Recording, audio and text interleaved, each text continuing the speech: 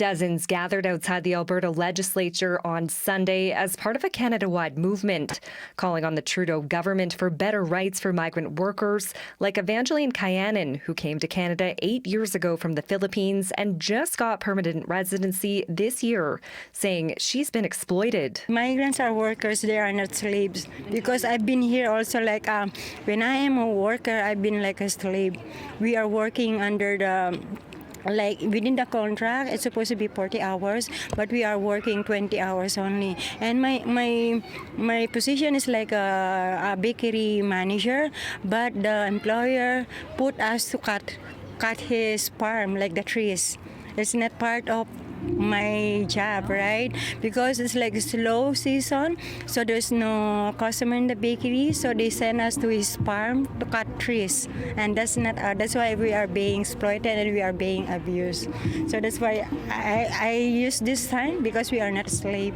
With Edmonton being one of more than 15 cities with rallies taking place as labor advocacy groups and many other organizations came together. The abuse of migrants is a prevalent issue that we see constantly in the community. A lot of these workers come to Migrante Alberta complaining of violation of their contracts, whether it's not following the pay that was promised to them, the hours that they're supposed to be working.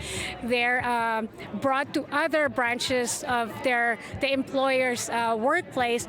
So all these, aside from the verbal, emotional, psychological abuse, all these are part of the abuse that migrant workers face. Organizers are calling on Prime Minister Justin Trudeau to deliver on his promise to provide permanent status and equal rights for all migrants in Canada. Gil McGowan is the president of the Alberta Federation of Labour. He says it's not just a problem facing those in attendance here at the legislature.